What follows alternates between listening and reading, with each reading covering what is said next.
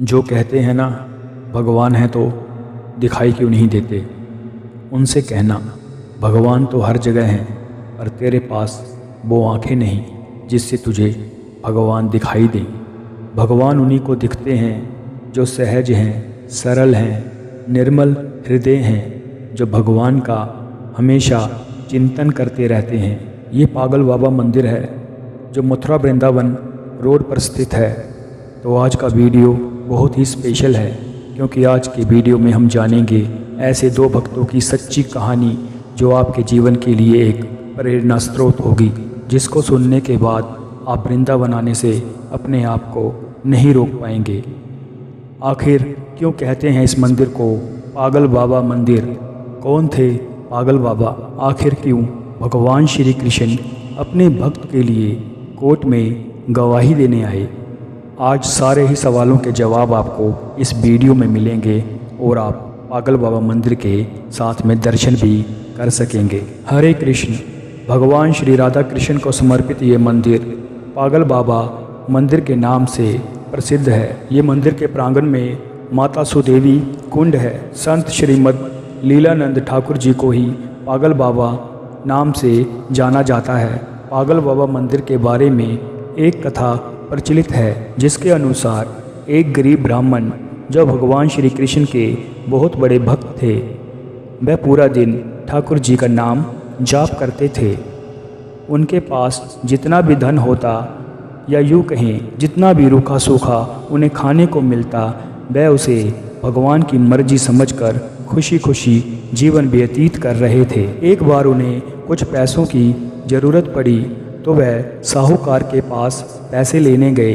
साहूकार ने पैसे देते हुए कहा कि उसे जल्द ही पैसे वापस लौटाने होंगे। ब्राह्मण ने हाँ कर दी कि वह जल्द ही पैसे लौटा देंगे। उसकी बात मानकर वह पैसे घर ले आए। वह ब्राह्मण हर महीने किश्त के हिसाब से साहूकार को पैसे लौटा रहे थे। अब आखिरी किश्त लौटानी थी, लेकिन उसके पहले ही साहूकार ने पैसे ना लौटाने का सम्मन पत्र उसके घर भिजवा दिया। ये देखकर ब्राह्मण बहुत परेशान हुए और वह साहूकार से विनती करने लगे, लेकिन साहूकार नहीं माना। साहूकार के दिल में बेईमानी आ चुकी थी। मामला कोर्ट में जा पहुंचा। कोर्ट में जाकर भी ब्राह्मण ने जज से यही बोला कि एक किश्त के अलावा मैंने सारा कर्ज चुका दिया है। ये साहूकार झूठ बोल रहा है। ब्राह्मण से पूछा गया कि तुम्हारे पास कोई गवाह है जिसके सामने तुमने कर्जा वापस लौटाया है? ये सोचकर ब्राह्मण सोच में डूब गए और सोचने लगे कि पैसे लौटाते समय तो मुझे किसी ने देखा ही नहीं। और अंत में भगवान को याद करते हुए बांके बिहारी जी का नाम ले लिया। ब्राह्मण से बांके बिहारी जी का पता मांगा गया। ब्राह्मण के कहने पर एक नोटिस बांके बिहारी के मंदिर में भिजवा दिया गया। पेशी की अगली तारीख आ गई। गवाही के लिए बांके बिहारी जी को आवाज़ दी गई। एक बूढ़ा आदमी धीरे धीरे चलता हुआ कोर्ट में पेश हुआ और ब्राह्मण की तरफ से गवाही देते हुए बोला कि जब ब्राह्मण साहूकार के पैसे लौटाता था तब मैं उसके साथ ही होता था। बूढ़े आदमी ने रकम वापस करने की हर तारीख को कोर्ट में बताया और साहूकार के खाते में बूढ़े आदमी द्वारा बताई गई रकम की तारीख भी सही निकली। साहूकार ने रकम तो दर्ज की थी लेकिन नाम फर्जी लिखे थे। जज ने ब्राह्मण को निर्दोष करार दिया, लेकिन जज साहब हैरान थे कि ये बूढ़ा आदमी इतनी तारीख कैसे याद रख सकता है। जज ने ब्राह्मण से बूढ़े आदमी के बारे में पूछा कि वह बूढ़ा आदमी कौन है। ब्राह्मण ने कहा कि वह सब जगह रहते हैं। लोग उन्हें श्याम, कान्हा, कृष्ण आदि नामों से जानते हैं। जज एक बार फिर ब्राह्मण से मिले और बूढ़े आदमी का पता पूछा। ब्राह्मण ने कहा कि मैं सच में नहीं जानता कि वह कौन थे। जज को इस बात से बड़ी ही हैरानी हुई और उनके मन में सवाल पर सवाल आ रहे थे कि आखिर वो आदमी कौन था। इस पहेली को सुलझाने के लिए वह अगले दिन बांके बिहारी मंदिर में जा पहुँचे और वह जानना चाहते थे कि आखिर कल जो कोर्ट में आया था वह कौन था। मंदिर के पुजारी से जज ने जब बात की तो उन्होंने बताया कि जो भी चिट्ठी पत्र यहाँ आता है उसे भगवान के आगे रख दिया जाता है। जज ने जब उनसे बूढ़े आदमी के बारे में पूछा तो वह बोले, ऐसा कोई आदमी यहाँ नहीं रहता। ये सब बातें सुनने के बाद जज समझ गए कि वह भगवान श्री कृष्ण ही थे जो कोर्ट में पेश हुए थे। इस घटना के बाद जज हक्के बक्के रह गए और उन्होंने अपने पद से इस्तीफ़ा दे दिया। जज को बहुत पछतावा था कि भगवान श्री कृष्ण उनके सामने थे और वह उन्हें पहचान ना सके। जज ने अपना घर परिवार सब छोड़ दिया और बांके बिहारी की तलाश में दर दर भटकने लगे। वह कुछ विचलित से वृंदावन में ही भटकते थे। इसके बाद जब भी कभी किसी के भंडारे में जाते वहाँ से पतलों की जूठन उठाते, उसमें से आधा ठाकुर जी को अर्पित करते और आधा खुद खाते। उन्हें ऐसा करते देखकर लोगों ने उन्हें मारना पीटना शुरू कर दिया, लेकिन वो नहीं सुधरे।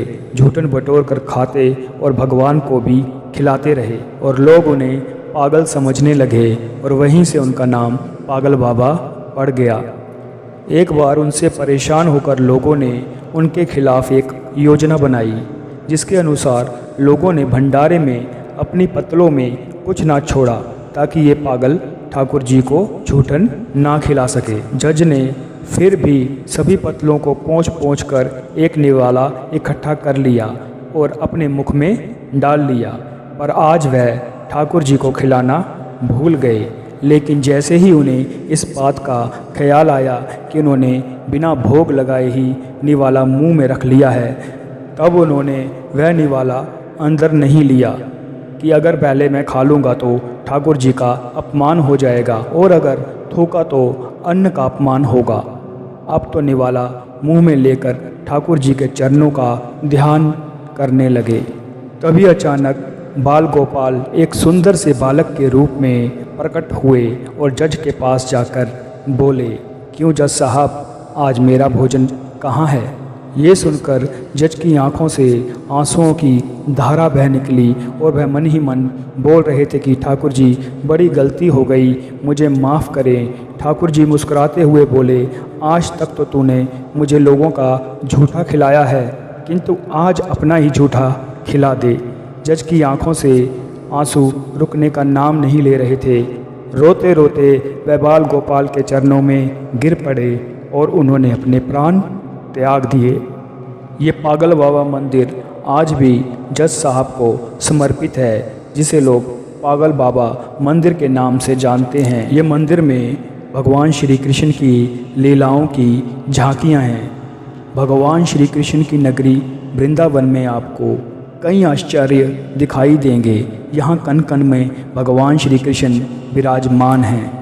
यहाँ अनेकों कई ऐसे संत हुए हैं जिनके चमत्कारों के किस्से हमेशा चर्चा में बने रहते हैं और आज भी अनेक संत हैं।